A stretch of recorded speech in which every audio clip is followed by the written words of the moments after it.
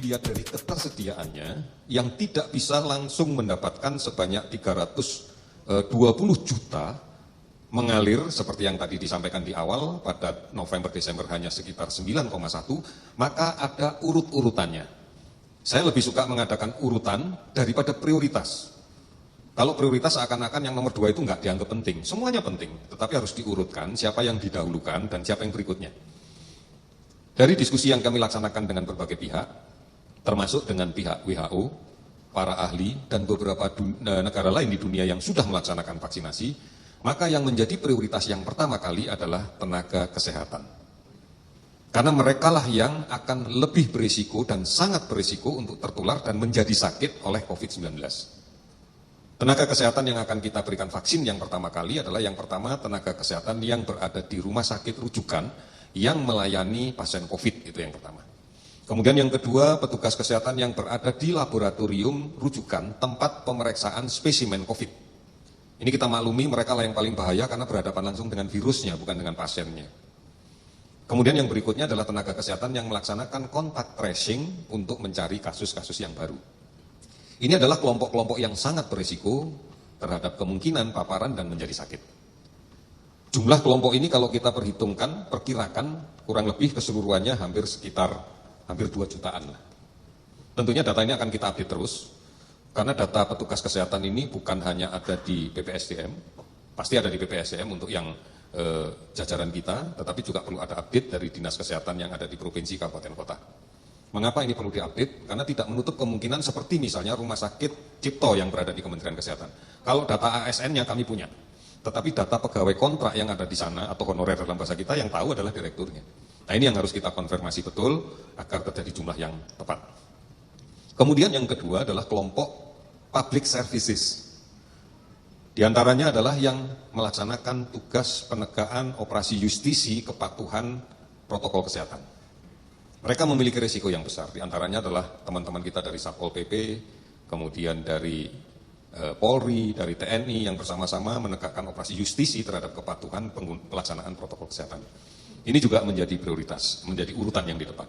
Kemudian public services yang lain, misalnya pegawai yang memberikan layanan terhadap pengguna jasa bandara, stasiun, pelabuhan, itu adalah kelompok-kelompok yang di depan, termasuk beberapa profesi pekerjaan yang lain yang berisiko di dalam menghadapi kasus COVID-19. Ini adalah kelompok-kelompok yang pertama. Total kita, orientasi kita adalah pada ketersediaan jumlah vaksin. Jika 9,1 juta ini nanti dinyatakan bermanfaat, ditandai dengan surat Emergency Use Authority dari Badan POM kita, kemudian juga ada surat dari Kementerian Agama dan Majelis Ulama terkait kehalalan, maka sejumlah itulah yang akan kita lakukan penyuntikan. Sedang berproses, mudah-mudahan semuanya bisa kita. Assalamualaikum warahmatullahi wabarakatuh. Saya Inayah Landari, berasal dari kelas 1A Rekam Medis dan Informasi Kesehatan. Baiklah, saya membuat video ini untuk memenuhi tugas bahasa Indonesia mengenai materi argumentasi. Langsung saja kita ke pembahasannya. Satu-satunya hal yang dibicarakan di berita sekarang adalah COVID-19 atau virus corona. Dan pembahasan mengenai virus tersebut tidak terlepas dari pembahasan mengenai vaksinnya. Berdasarkan ketersediaan vaksin COVID-19, ditetapkan kelompok prioritas penerima vaksin COVID-19 yang tercantum pada bab 3 bagian 1, tepatnya pasal 8 ayat 4 sebagai berikut. 1. Tenaga kesehatan, asisten tenaga kesehatan, tenaga penunjang yang bekerja pada fasilitas pelayanan kesehatan, Tentara Nasional Indonesia, Kepolisian Republik Indonesia, aparat hukum, dan petugas pelayanan publik lainnya. 2. Tokoh masyarakat atau agama, pelaku perekonomian strategis, perangkat daerah, kecamatan, perangkat desa, dan perangkat rukun tetangga atau rukun warga. 3. Guru atau tenaga pendidik dari PAUD, TK, SD, SMP, SMA, atau setingkat, sederajat, dan perguruan tinggi. 4. Aparatur kementerian atau lembaga, aparatur organisasi perangkat pemerintah daerah, dan anggota legislatif. 5. Masyarakat rentan dari aspek geospasial, sosial, dan ekonomi. 6. Masyarakat dan pelaku perekonomian lainnya. Berikut rincian vaksin corona yang akan dipakai di Indonesia. Pemerintah menyiapkan vaksin corona untuk 67% dari 160 juta populasi berusia 18-59 tahun atau 107.260.544 orang.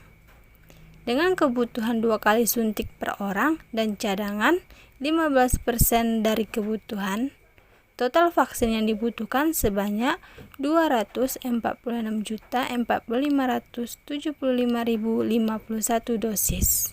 Saya setuju dengan apa yang dikatakan oleh Bapak Ahmad Yulianto, karena tenaga kesehatan yang didahulukan mereka yang beresiko entah karena posisinya, usia, atau pekerjaannya. Tujuannya untuk membentengi tenaga kesehatan supaya punya kekebalan dan tidak mudah tertular, sehingga bisa maksimal dalam memberikan pelayanan terhadap pasien COVID-19.